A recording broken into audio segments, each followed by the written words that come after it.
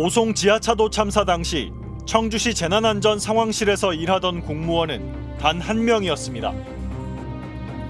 방재안전직 공무원 한 명이 제대로 대처할 수 있었을까요? 전화는 당연히 폭주를 하고 이제 또 본인이 회의를 추진해야 되고 위에 분들에 쪽지 보고를 해야 되고 재난대책본부를 구성해야 되고 상황판단 회의를 해야 되고 비상근무를 또 발효를 해야 돼요.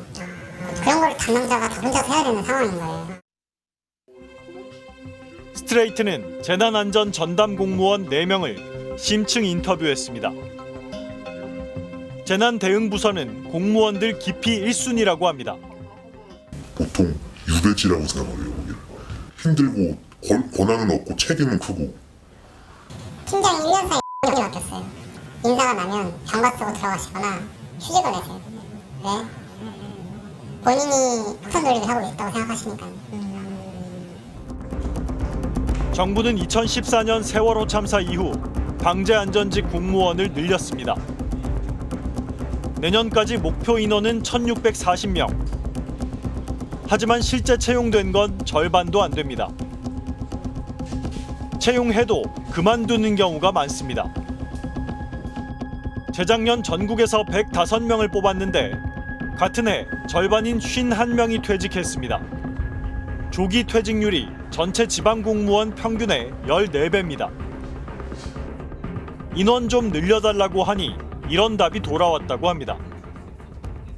윤석열 정부가 작은 정부이기 때문에 TO를 오히려 늘리는 게 아니라 전체 공무원 정원을 줄이는 기조라 방재안전직은 늘려줄 수 없다.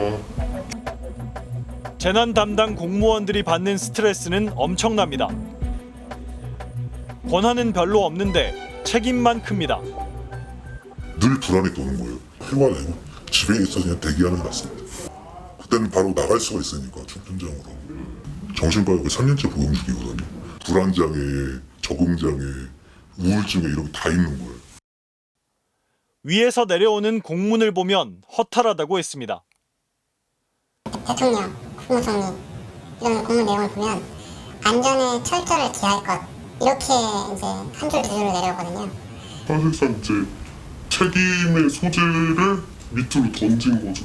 뭔가 일할 시스템이나 환경은 마련을 해주지 않고 근본적으로 시스템 개선을 할 생각을 해야지.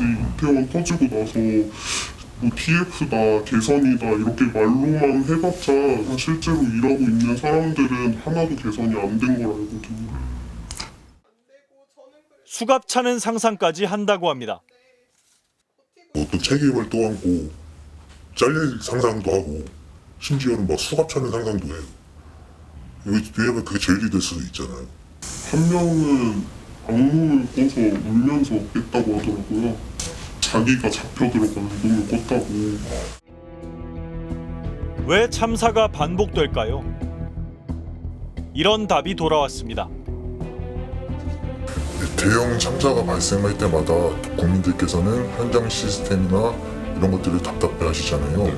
이태원 참사 이후에도 국가안전 시스템 개편이라고 해서 전문가 분들이나 여러 단체들 의견을 다 받아서 종합을 했는데요.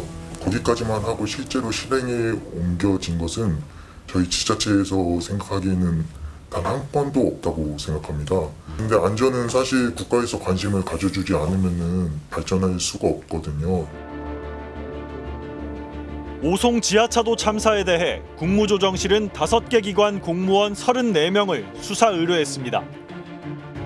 간부급인 실국 과장은 12명이고 나머지 22명은 실무자들입니다. 대부분 실무를 담당한 하급 공무원들에게 책임을 물은 겁니다. 63명은 해임이나 직무해제 등 해당 기관에 징계를 요청했습니다. 하지만 인사조치 대상인 이상래 행복청장, 이우종 충북도 행정부지사, 신병대 청주시 부시장은 여전히 그 자리를 지키고 있습니다. 이상래 행복청장에 대해 사실상 해임 건의를 받은 윤석열 대통령은 아직 조치하지 않고 있습니다. 김영환 충북지사와 이범석 청주시장은 선출직이란 이유로 수사나 징계 대상에서 모두 빠졌습니다. 유가족들은 김영환 지사, 이범석 시장, 이상래 행복청장을 중대재해처벌법 위반 혐의로 고발했습니다.